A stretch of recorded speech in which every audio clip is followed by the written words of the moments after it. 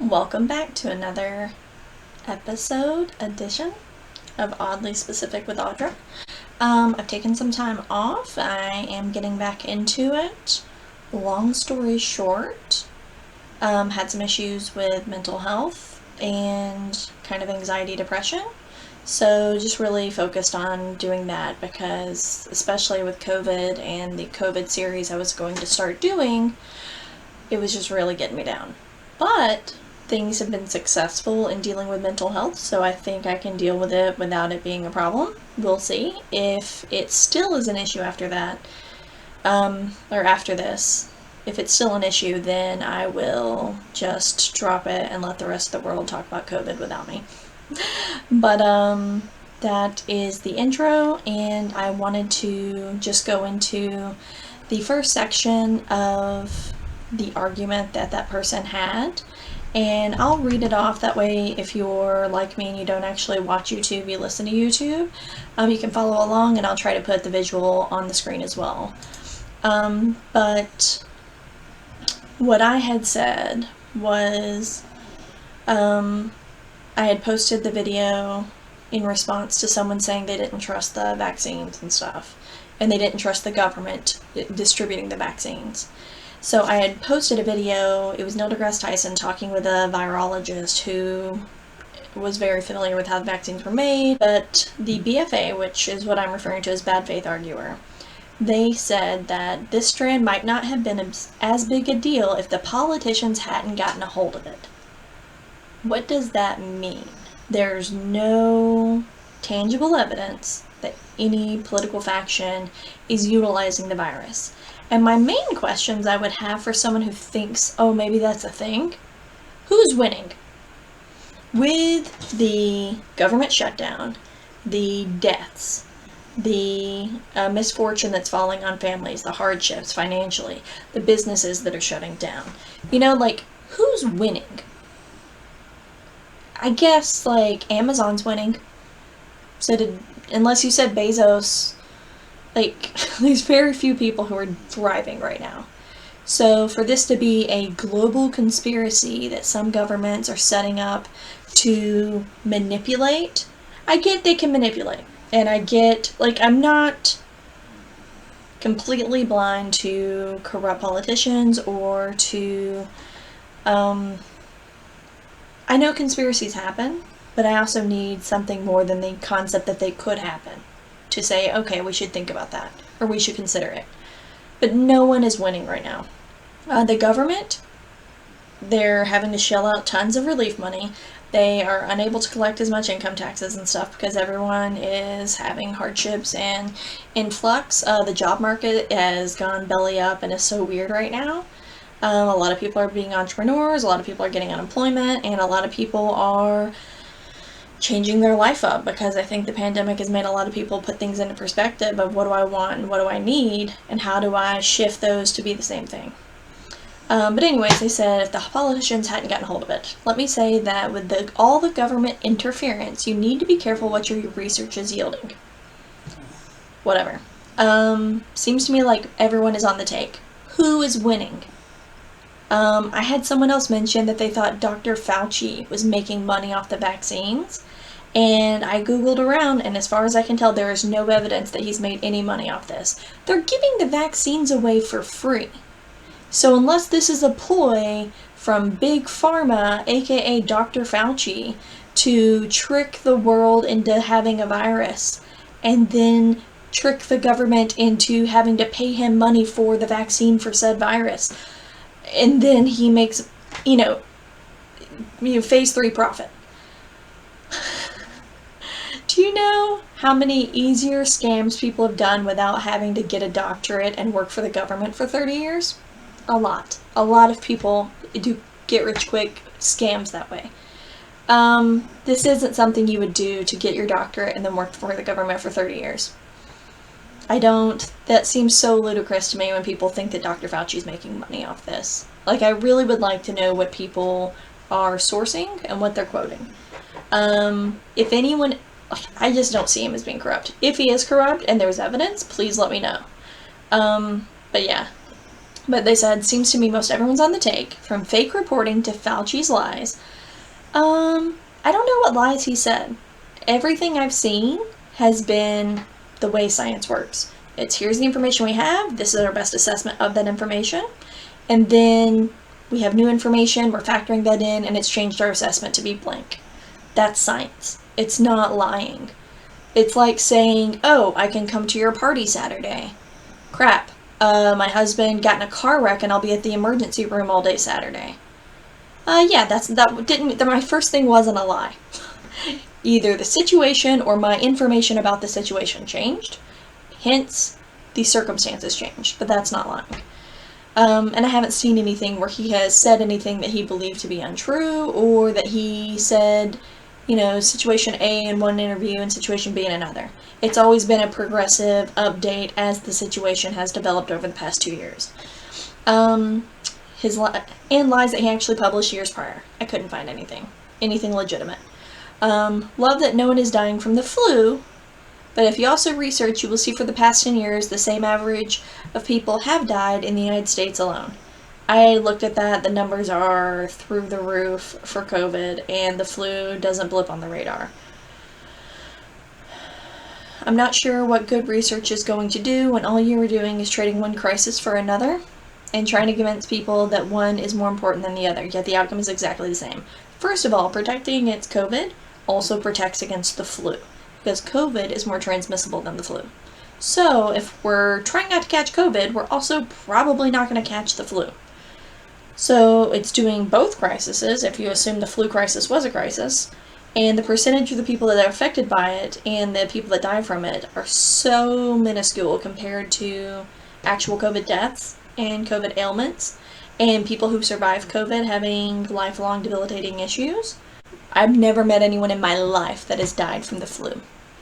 If that lets you know the percentages, just in my personal anecdotal experience, and the numbers back it up, that statistically this is way worse. Let me see. One crisis for another, and yet trying to convince people that one is more important than the other, and the outcome is exactly the same. I just wrote back, where are you getting this info? And then he said, what info? Probably the same place you are. Government reporting mostly, and old news articles about Fauci's research in earlier years, and then the reversal of his previous statements. And then just with what I see with my own eyes. As far as I know about Fauci's research with earlier years, this SARS virus is different than other SARS viruses. It has a same baseline of genetically or DNA or molecularly, it's very similar because it's a SARS virus. But it's a different type and it's way more contagious. The new Delta variant's way more contagious than the SARS virus we started with. So yay! So I don't know years earlier what his research would have said about other SARS viruses. It would have been talking about something different. And again, I've followed it pretty closely. I've stayed with my nose to the grindstone on most of this, and I haven't seen anything that says he's saying one thing in one interview and saying something else in another in the same time span. You've seen politicians will say, oh yeah, I think every woman has a right to choose, blah, blah, blah. I'm pro-family and pro-life, and da-da-da-da-da. So they're obviously just saying what they think will ingratiate them with whatever the audience they currently have. I haven't seen Fauci do that. Fauci was very tight-lipped and very strict in what he was allowed to say during the last administration. And now he is just very candid and open. But again, even when he was kind of towing a line, his message hasn't changed or flip-flopped at any point that I found. If anyone else can find it, please send it to me. Old news articles about Fauci's research in earlier years, and then the reversal of his previous statements. And then just what I see with my own eyes. It's just like most issues we are faced with today. If you want to know how the majority gets the ideas they have, just Google it and the popular hits will come up. That's only kind of true. Google tailors your search results for you. So me and my brother, who has a totally different lifestyle than me, if we swapped cell phones and Googled stuff, it would start giving us the things they think the person who owns the phone wants to see. It's not 100% tailored. They'll still try to give you general results, but even Google and most search engines are starting to have an algorithm for your preferences of what you like to see. So that's reassuring that even just basic information also is going through a funnel to try to please you and get you interested in them. Let me see the next section. Okay, where it says, let me see. Google it and the popular hits will come up. Now, most people are happy with that and they go with it. But the people that dig deeper, non-lazy people, will see that just like racism, pandemics, income inequality, identity politics, and most are embellished for political gain and profit. I have so many issues with lumping all that together and then glossing over it like each one of those aspects doesn't deserve buku-doodles of nuance and context. So to say that all those things, racism, pandemics, income inequality, are embellished for political gain and profit. Sure, people use trigger words to get followers, or get likes, or get public acclaim. They say, yeah, I'm for A and I'm against B, so vote for me. Yeah, people pander. But I would never say that racism in general is used for political gain and profit by the general public. I don't know. I feel like this is very dismissive, and it makes me question the viewpoint of the person I'm talking to where I feel like I should be dismissive of them. Yeah, and profit. How do you explain when other countries got through it with very low numbers and didn't take nearly the amount of economy-killing measures as we did? The countries that didn't take measures ended up having issues once it got widespread. The countries that took harsh measures immediately, like I think Canada did really well, they've shut down a lot, they've given their people money a lot, and so their economy isn't bad. The people are getting income boosters even though businesses are getting shut down. But then some businesses have to stay open and those people are getting a different type of pay or what have you. So as far as I know, people that didn't take it seriously felt the ramifications. People who did take it seriously have seen way less cases, way less deaths. And now that some of the treatments are getting worked out, we're seeing less deaths, even with the Delta variant. But people are still going to the ICU and they're getting bad conditions. Even kids that get it, they're noticing like heart conditions and lung conditions months later from kids that had it, got kind of sick with it and then got better. So anyone can get lifelong symptoms from it, and it should be taken seriously. And I don't think it, along with racism or income inequality, is being used for political gain and profit. I don't know who's profiting. No one's profiting. Other than Amazon and Amazon like substances, no one's profiting. Low numbers didn't take nearly the amount of economy-killing measures as we did. How do you explain so many cases medical professionals are coming forward with accounts of people dying of a normal heart attack with a PCR test shoved up their nose to call it COVID with no symptoms? I have not found any legitimate cases of this.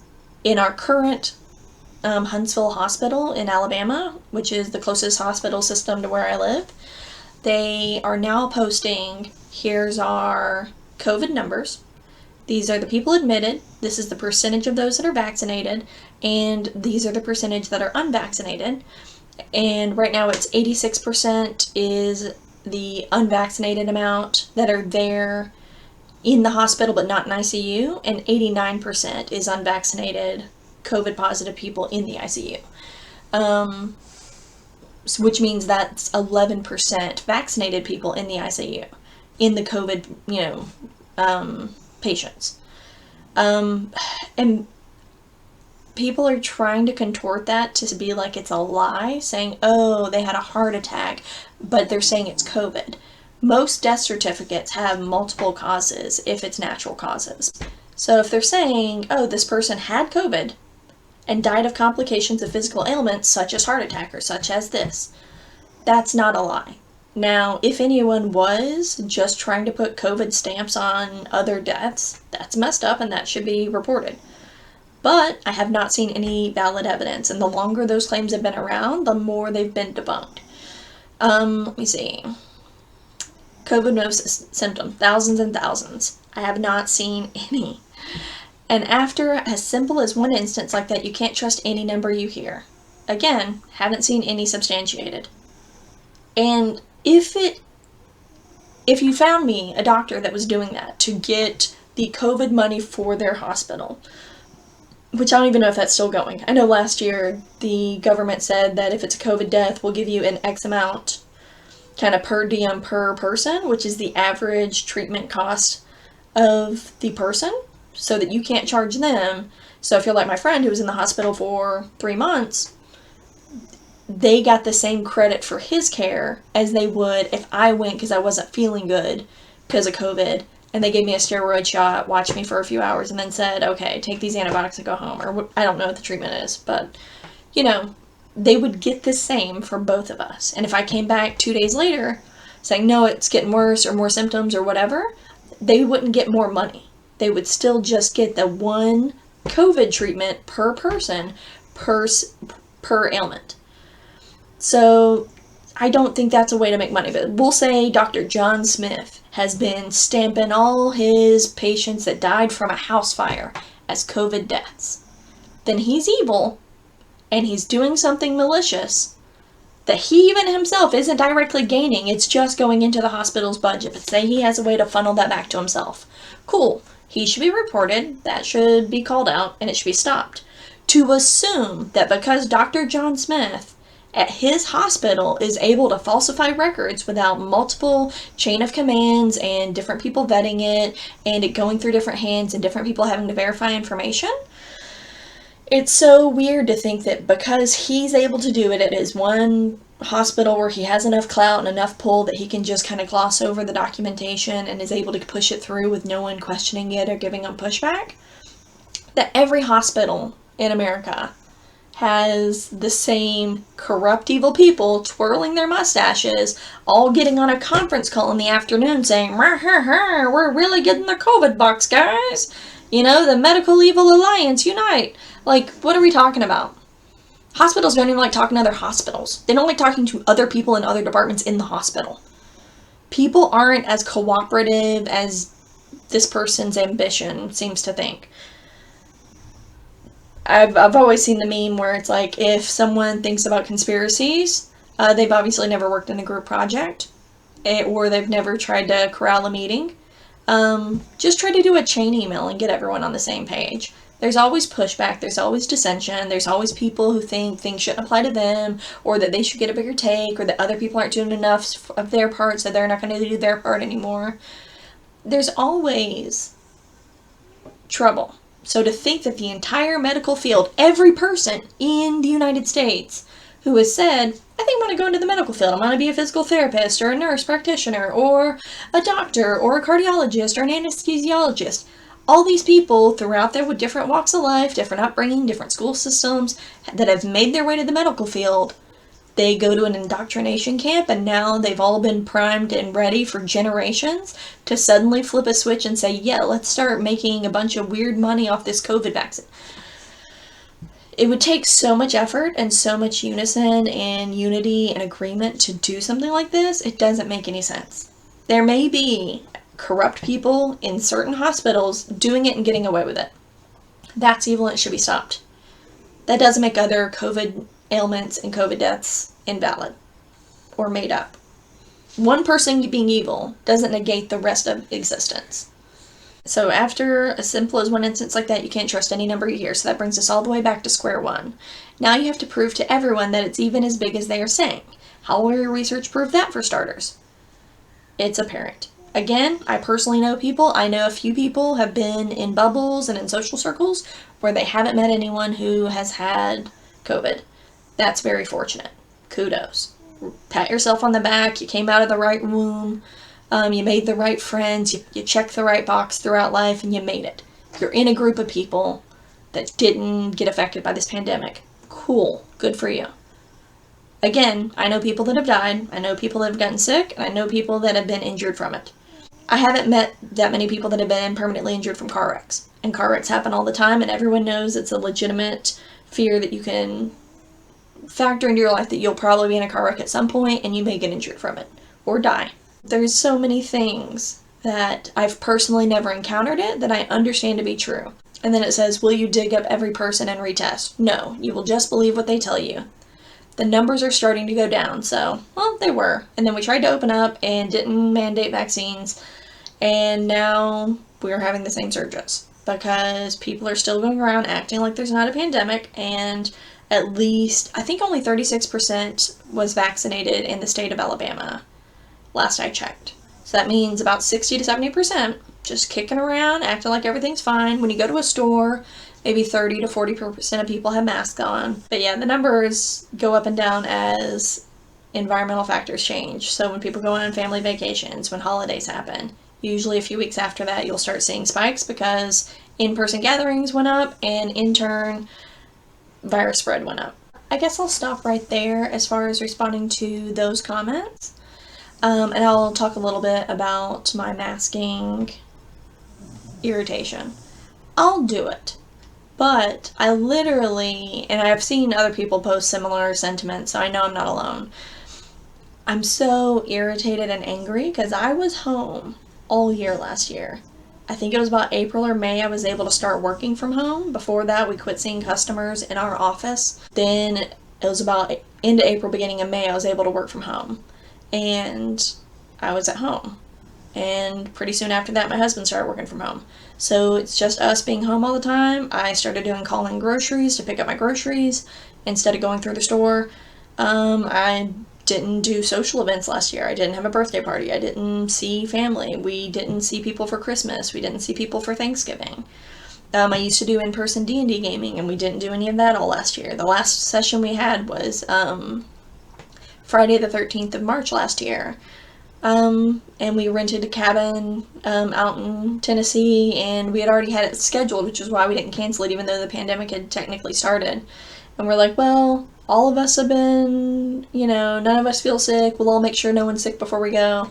And that was our last D&D session, was going camping at the Hobbit Holes in Tennessee.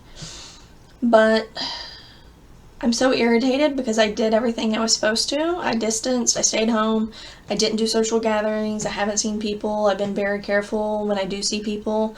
All last year I would wear a mask, I would wash my hands, I would avoid going out if I could. This year I've started getting kind of more socially lit up. I'm more in a better place mentally and emotionally.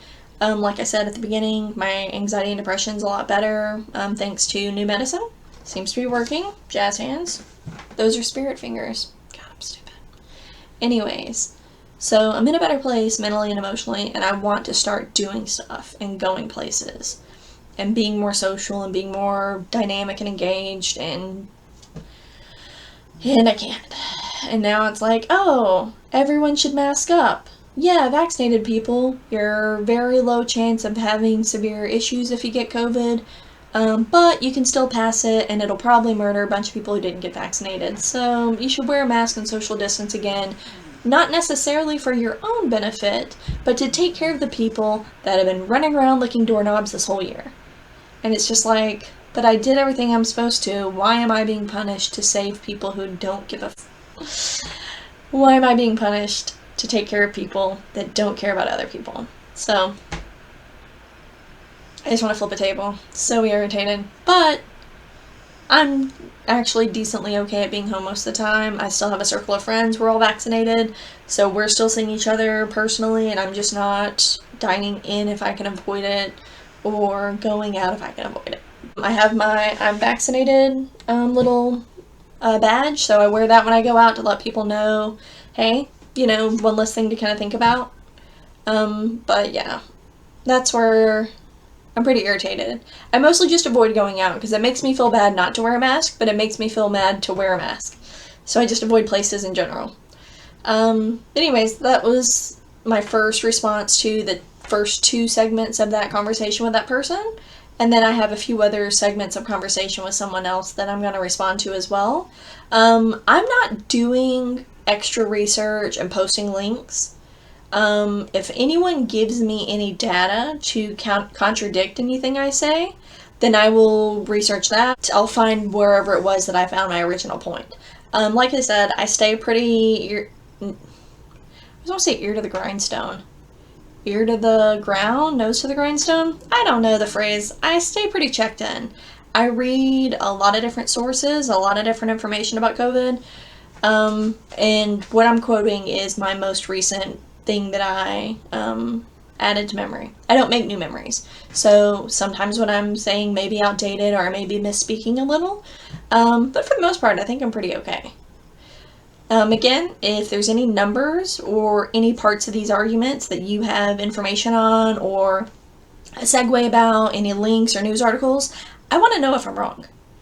I don't think I am, obviously. But if I am, please let me know. If you want more COVID videos or less, give me a thumbs up or a thumbs down. And that way I can tell if the few people that are watching this, if this isn't what they want me to talk about, then I'll just move on. But I do think it's good to have, just from a place of logic, the argument out there. Like, what are you even talking about? Who's winning? You know? Like, let's not even try to find article versus article. This is what mine says. This is what yours says. No, let's just think about it as an adult on Earth. How would that make sense? Who's winning? How would you orchestrate that? If you were wanting to do it today, what would you have to set in place to either cause a pandemic, make people think there's a pandemic, get all these different medical officials to back your play, get all these different governments to agree to do this? Again, thumbs up, thumbs down if you want more or less COVID videos. I got a few other of the standard arguments versus the conspiracy versus COVID, and then the paranoia about the vaccines that I'm going to kind of go over. Some of them I might get sources for, and then a lot of them I'm probably just going to talk from memory or from a logical standpoint. Again, if you have anything new or different you want me to talk about, I'm going to do other videos as well and kind of intersperse those videos with this, and we'll see how it goes. I'm going to try to start filming again now that I got all my ducks in a row and I'm not a weirdo. But thank you for coming to my Audra talk, and I'll talk to you later. Bye.